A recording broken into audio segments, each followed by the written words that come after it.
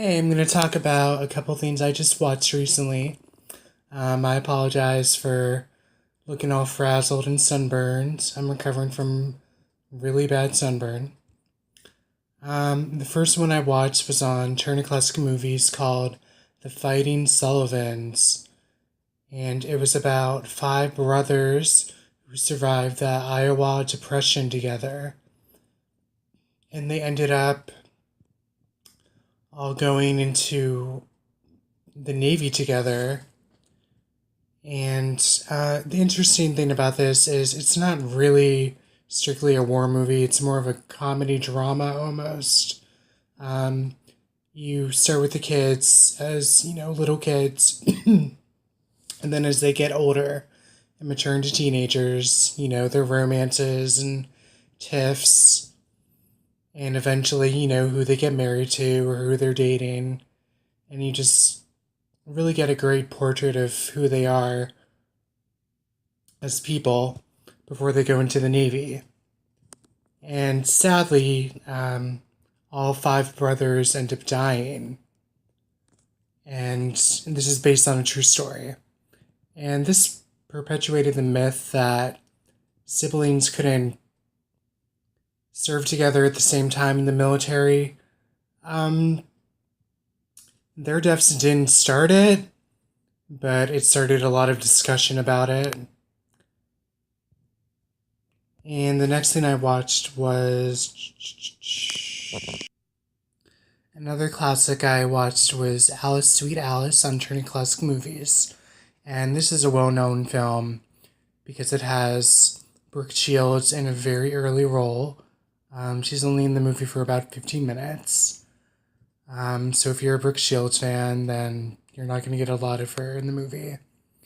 Basically, it's about her character gets murdered on the day of her communion, and all eyes are on her older sister named Alice. And some other murders and mischief happens in the form of someone wearing a yellow raincoat with a grotesque mask on. And back in the day, this movie got a little bit criticized for its portrayal of the Catholic religion.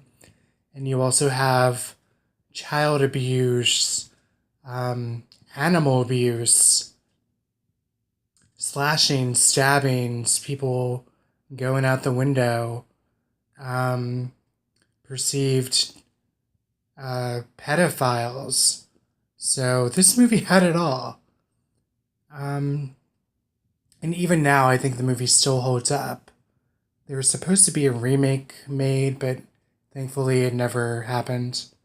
So, if you're in the mood for a moody, creepy horror movie, then check out Alice Sweet Alice, aka Communion.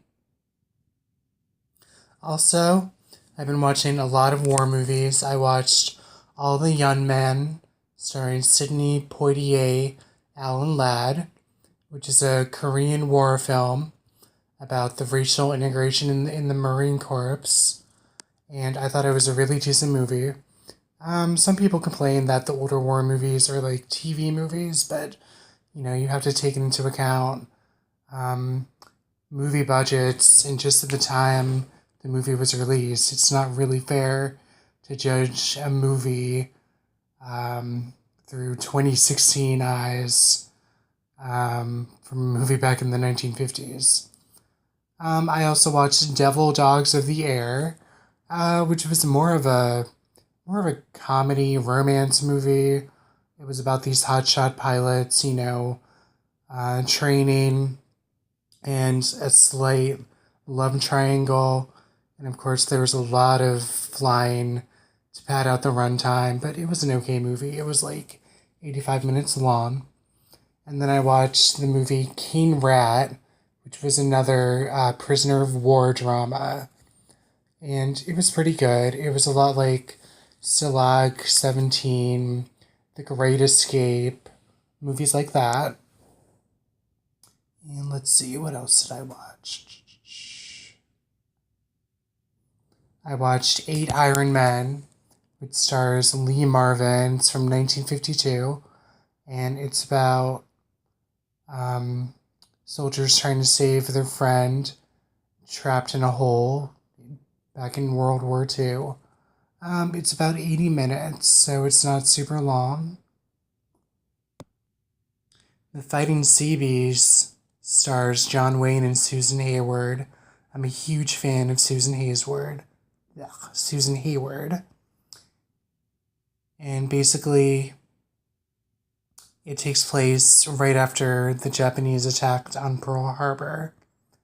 And just the emotions during that time. And of course, there's another love triangle. But it's a pretty decent movie, even though a lot of John Wayne fans think it's one of his worst movies. I guess because it's mushy. But I thought it was decent.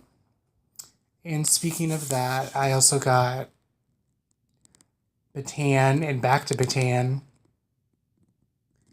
And Bataan was about soldiers fighting against the Japanese. And Back to Bataan actually had John Wayne in it. And it was a longer sequel about the events after the first movie. The first movie kind of was a propaganda film, as a lot of war movies were. But you gotta understand that back then, those were people's lives. That was their life for years back then. You supported your local soldier, and just all the jobs that sprang forth from the war, the poverty, the civilians, how it affected different people. I just think World War I and World War II is just really fascinating to me, especially now with the way things. Moving on, I also watched the Dirty Dozen trilogy. The first one is amazing. It's about 12 prisoners who are given the task of sabotaging and getting rid of some Nazis. And the other two movies aren't that great. They almost feel like lower budget, made for TV movies. But they're not bad, they're just not as good as the first one. The first one has an all-star cast. And you got the action, the intrigue. It isn't just a prisoner of war film. It's, in a way, almost like a spy film. It's just amazing. The Victors stars George Peppard, and it's another one of those all-star sagas. It's about the U.S. squad in Europe during World War II, and George Peppard is one of my favorite actors. He was in Breakfast at Tiffany's and a lot of other movies. He struggled with alcoholism before he got sober. And if you like movies like The Longest Day, then you'll probably like The Victors. Other movies I watched were Memphis, Belle, which I think it was an early 90s movie, and it was about, I believe, World War I. And just, you see a lot of young men before they go into battle, the hijinks they get into, the romances, the trysts, the trouble they get into. It's just a really well done war movie. The Guns of Navarone, starring Gregory Peck, who I think is an amazing actor. It's similar to another film he did called The Sea Geese. And basically, it's kind of similar to Stalag 17 or The Great Escape, films like that. And basically, it's about 6 commandos on a suicide mission to take out German guns and gunboats.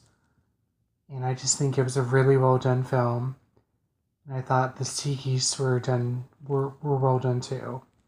Maybe it was called The Wild Geese, I can't remember. But back then you had a lot of similar war films and propaganda films to help pump up the soldiers and the civilians. And nowadays you have more films about real life events, not so much, propaganda.